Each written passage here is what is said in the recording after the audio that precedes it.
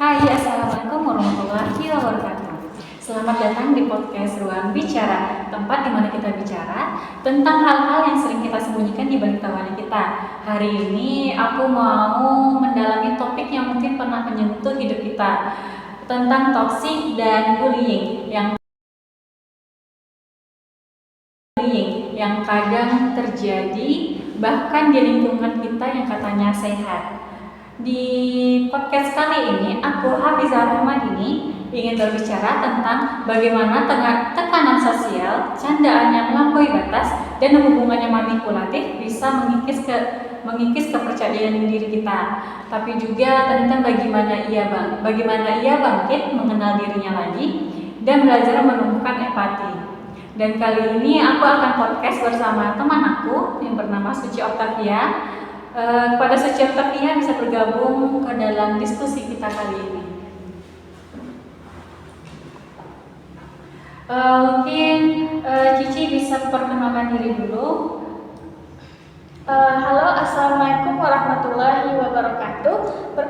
Perkenalkan, nama saya Suci Octavia Ramadhani, bisa dipanggil Cici. Saya mahasiswa program studi pengembangan masyarakat Islam UIN Mahmud Yunus Batu Sangkar. Gimana? Apa kabar Cici? Alhamdulillah baik. Apa kesibukan kamu sekarang? Kalau kesibukan tuh sekarang kuliah, terus organisasi. Organisasi.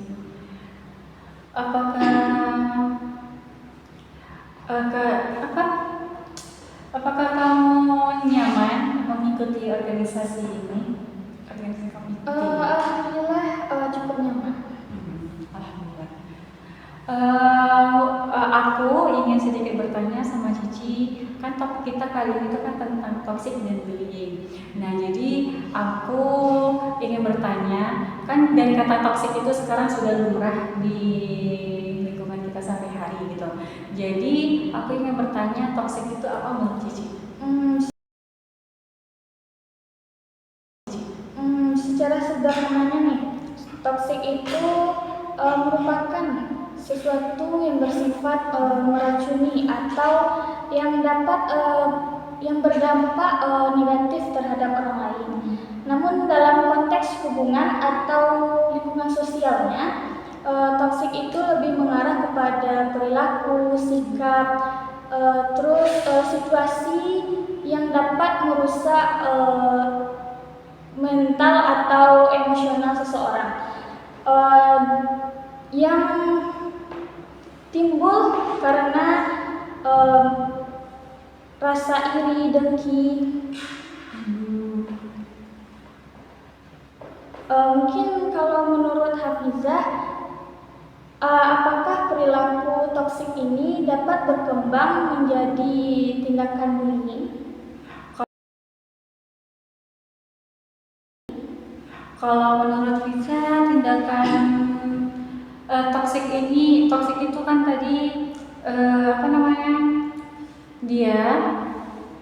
dia hanya secara pribadi dia untuk menyuruh orang lain gitu. Kalau sedangkan bullying ini dia secara kelompok, mungkin dari toksik ini dari dia tidak suka dengan kita, dia akan mengajak orang lain untuk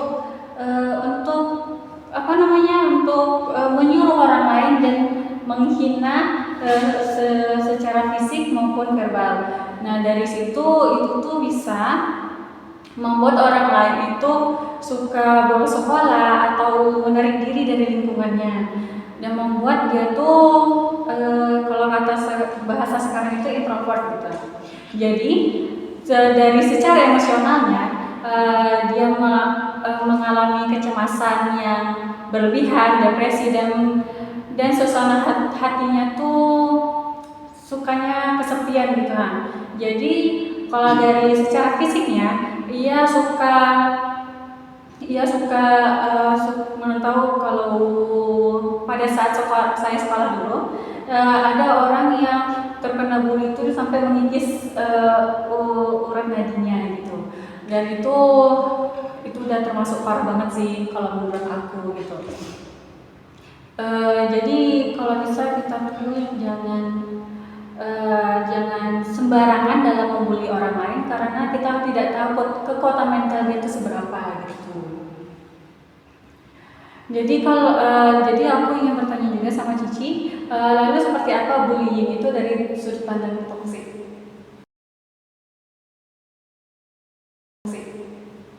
Kalau dari sudut pandang orang yang toksik itu, bullying itu seringkali dibenarkan atau dianggap sebagai tindakan yang pantas. Mereka itu mungkin berpikir tindakan ini pantas untuk dilakukan kepada korbannya karena alasan tertentu seperti penampilannya, kelemahannya, atau perbedaan yang ada pada diri mereka.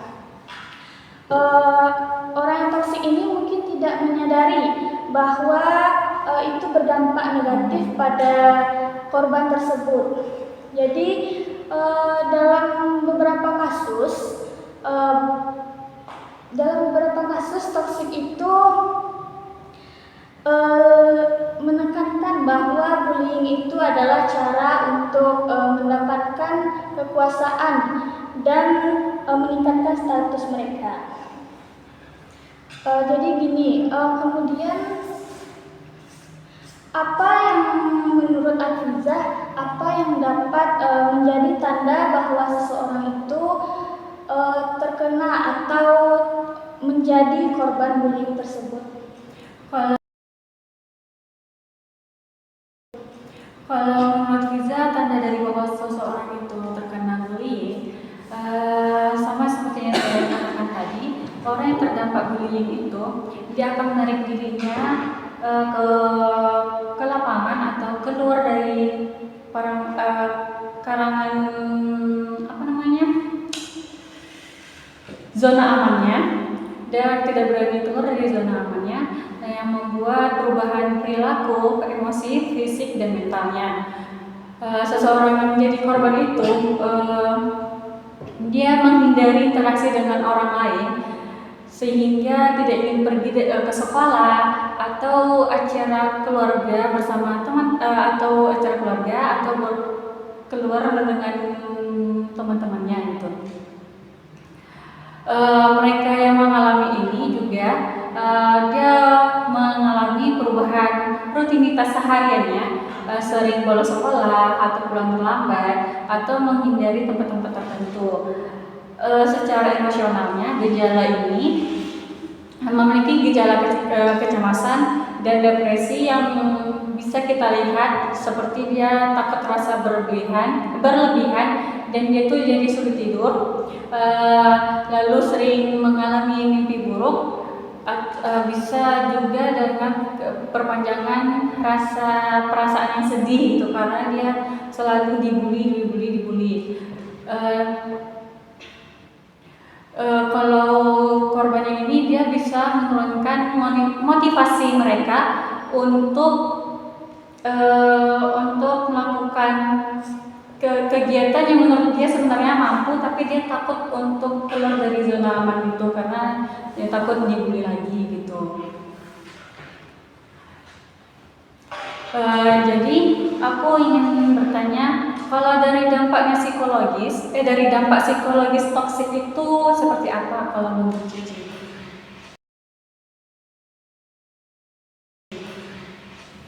Kalau dampak psikologis dari korban toksik ini, yaitu mungkin dia akan mengalami stres atau kecemasan, depresi yang berlebihan, lalu rendahnya rasa percaya diri dan kesulitan dalam menjalani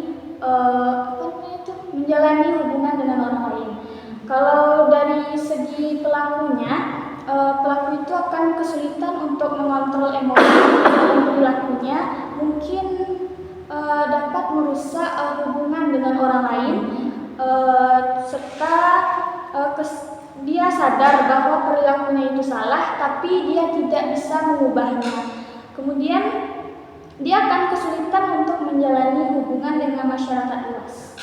Berarti toksik itu hampir mirip sama bullying, tetapi itu tuh tapi si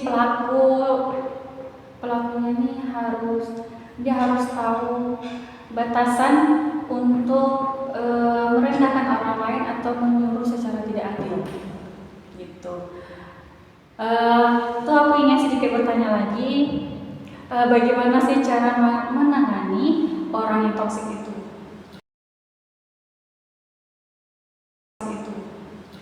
Kalau menurut saya, ketika kita berurusan dengan orang yang toksik itu, kita harus menetapkan batasan.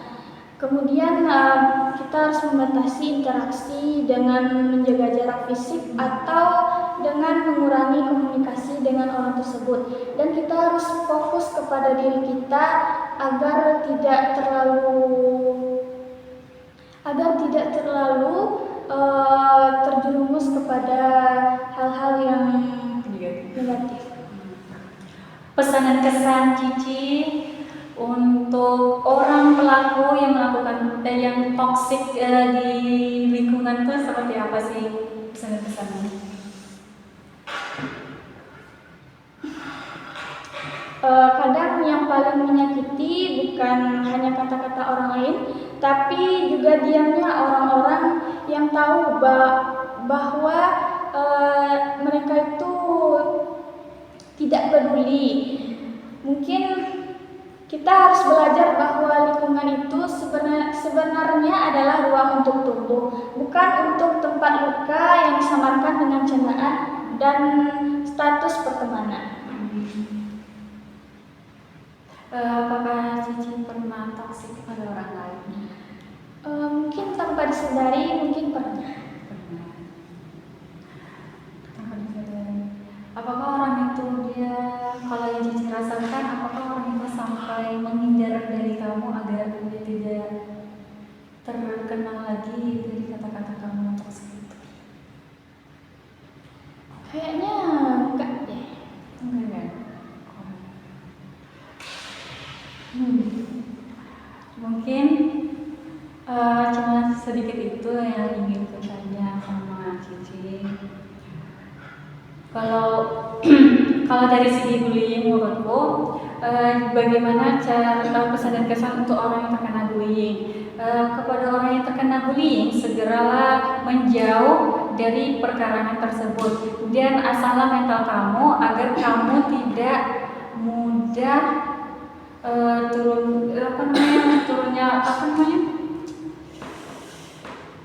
naik turunnya kekuatan atau apa gitu namanya gitu. Jadi segeralah kamu menghindar dari orang-orang yang toksik, yang suka membuli, karena itu bisa merusak, sangat-sangat merusak sih dari mental kita gitu. Mungkin itu aja yang bisa itu hanya segitu yang ingin bertanya sama Cici. Terima kasih sudah meluangkan waktunya. Semoga kita tidak lagi untuk sembarangan berbicara agar orang lain itu tidak merasa tersinggung dengan kata-kata kita. Sampai jumpa di episode kali ini. Tetap jaga hatimu, jangan pernah lelah jadi versi terbaik. Mungkin itu saja.